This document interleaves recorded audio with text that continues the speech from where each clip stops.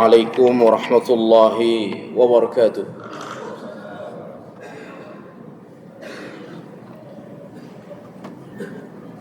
إن الحمد لله نحمده ونستعينه ونستغفره ونتوب إليه. أشهد أن لا إله إلا الله وحده لا شريك له، وأشهد أن محمدا عبده ورسوله الذي لا نبي ولا رسول بعده. قوله تعالى: أعوذ بالله من الشيطان الرجيم، بسم الله الرحمن الرحيم. يا أيها الذين آمنوا اتقوا الله حق تقاته ولا تموتن إلا وأنتم مسلمون. Jamaah salat zuhur yang dimuliakan Allah Subhanahu wa taala, Rasulullah sallallahu alaihi wasallam bersabda dalam hadis yang hasan diriwayatkan oleh Imam At-Tirmizi, "Man asbaha minkum aminan mu'afan fi jasadih indahu qutu fi yawmih ka'annat lahu hizat lahu dunya." Barang siapa di pagi hari dalam keadaan aman, mu'afan fi jasadih, jasadnya atau tubuhnya sehat,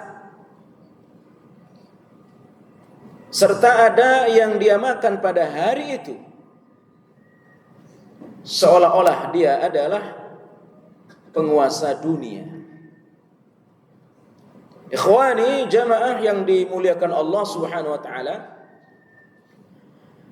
hadis ini menjelaskan kepada kita tentang nikmatul amni, nikmatul sihah, wa nikmatul akli. Nikmat keamanan, nikmat kesehatan, dan nikmat makanan. Tiga nikmat ini menjadi tanda bagusnya satu negara atau seorang hamba. Maka negara yang bagus adalah alladzi at'amahum min ju'in wa amanahum min khauf, yakni makanan terpenuhi, masyarakat warga tidak kelaparan dan mereka aman. Ikhwani jamaah yang dirahmati Allah Subhanahu wa taala, untuk meraih tiga perkara itu, intinya ada pada keamanan. Dan keamanan itu akan diraih oleh orang-orang beriman. Selain orang beriman, mereka tidak akan pernah aman.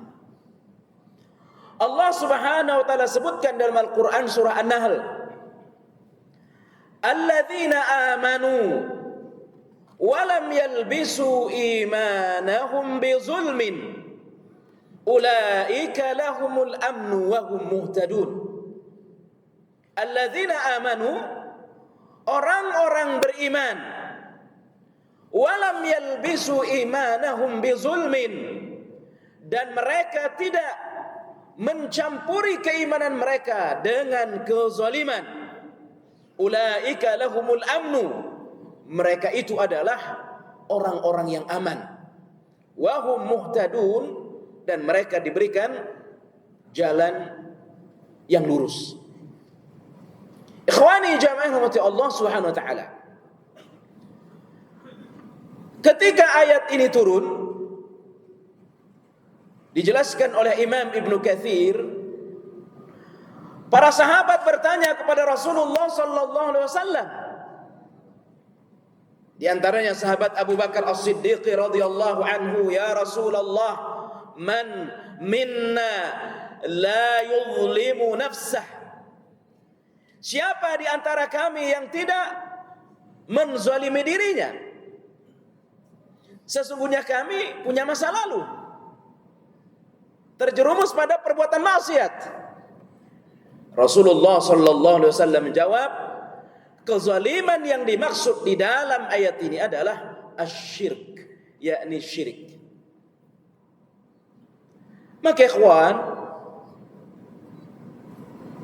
orang yang akan diberikan keamanan itu, rumah tangga, bahkan negara akan aman jika mereka mentauhidkan Allah Subhanahu wa taala. Allah juga sebutkan dalam Al-Quran surah An-Nur ayat 55, di mana Allah tabaraka ta'ala berjanji kepada orang-orang beriman dan beramal salih. Apa janji Allah? Janji Allah tabaraka ta'ala kepada mereka itu insya Allah kita termasuk di dalamnya, karena kita orang beriman dan tidak pernah menyekutukan Allah. Kalaupun pernah, kita sudah bertobat dan jangan pernah berbuat syirik. Janji Allah adalah Allah mencabut rasa takut di dalam hati kita. Takut terhadap apa? Takut terhadap urusan dunia. Sebab ikhwani jamaah yang dirahmati Allah Subhanahu wa taala, yang kita takuti hanya Allah Subhanahu wa taala. Yang kita takuti adalah azab kubur. Yang kita takuti adalah neraka. Adapun persoalan-persoalan dunia, kemiskinan, penyakit, itu hal yang bisa terjadi pada siapa saja. Ya. Sebab bagi orang beriman, kaya miskin sama saja. Bagi orang beriman, sehat, sakit sama saja. Itu semua datangnya dari Allah Subhanahu wa taala. Walaupun kita dituntut bagaimana untuk selalu sehat, kita dituntut bagaimana menjadi orang yang kaya. Tidak wajib, tetapi bagus, baik sekali kalau kita menjadi orang kaya. Tapi kalaulah Allah takdirkan kita, mohon maaf, ya, tidak menjadi orang kaya, katakanlah orang miskin, bagi orang beriman biasa saja. Ya, biasa saja. Yang ditakuti oleh orang beriman itu adalah bagaimana mereka masuk neraka. Tidak ada perasaan takut terhadap persoalan dunia. Apa sebabnya? Tauhid. Wala yumakkinannahum fil ardi min ba'dihim khaufihim amna, kata Allah. An-Nur 55. Mereka akan aman. Maka ikhwan, akan terasa sekali dunia ini, ya, nikmat. Kita jam 9 malam sudah tidur, kemudian jam 2 atau jam 3 udah bangun, aman. Ya, tidak ada yang ngejar. Mohon maaf, tidak dikejar-kejar yang lagi utang. Ya, tidak dikejar-kejar setoran untuk urusan riba. Ya, itu nikmat besar dari Allah Subhanahu wa taala. Apalagi bangun jam 2, jam 3 sehat, ambil wudu, tidak ada keluhan penyakit. Ini nikmat besar dari Allah Subhanahu wa taala, dan ada yang kita makan pada hari itu. Ini nikmat besar dari Allah Subhanahu wa taala. Apalagi mohon maaf tuh Pak, jangankan untuk hari ini, bisa jadi makan yang akan kita makan untuk seminggu sudah siap tuh. Bahkan untuk sebulan. Bahkan lebih dari itu. Ya, kita adalah penguasa dunia. Apa kuncinya? Tauhid.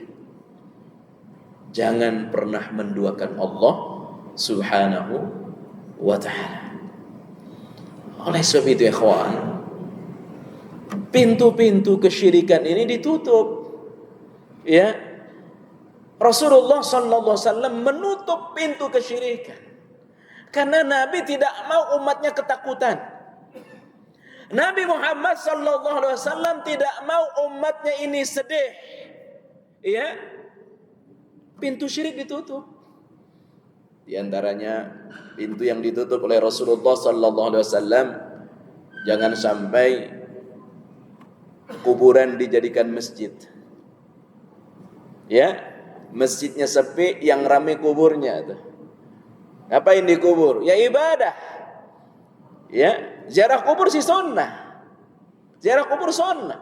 Tapi kalau harus beribadah di kubur, apalagi meminta ya kepada penghuninya, maka ini sudah pasti dia tidak akan aman dalam hidupnya.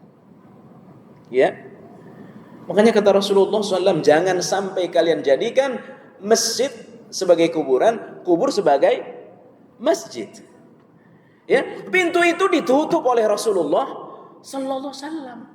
Makanya kubur itu, ya, orang kalau dikubur coba kita lihat, ya, orang yang faham agama, sekaya apapun dia, kuburnya biasa-biasa saja. Beda dengan orang Syiah. Orang Syiah itu kuburnya dibangun. Ya.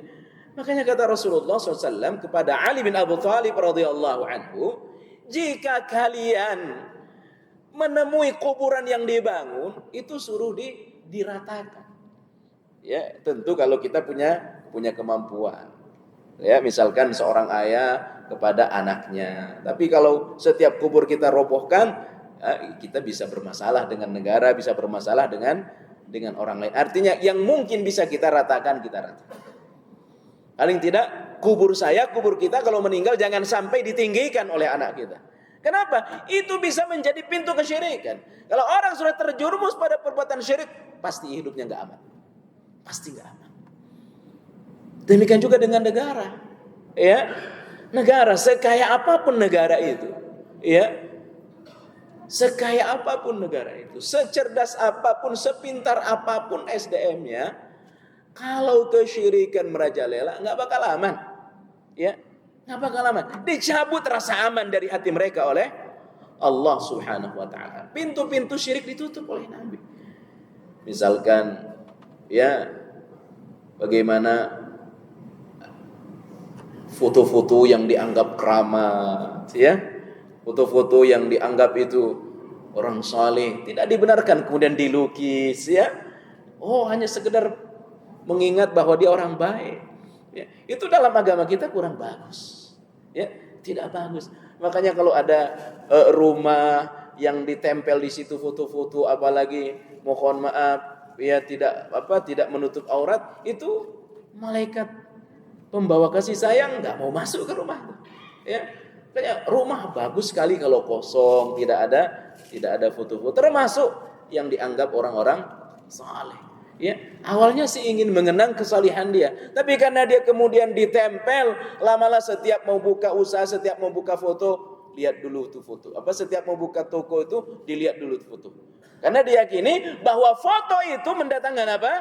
Mendatangkan keberkahan. Pintu seperti ini ditutup oleh Rasulullah sallallahu alaihi wasallam. Di antaranya apa? Jangan mencintai orang berlebihan. Ya, termasuk kepada Rasulullah sallallahu alaihi wasallam. Karena orang kalau sudah cinta berlebihan, ghulu dia, ya, akhirnya mengagungkan.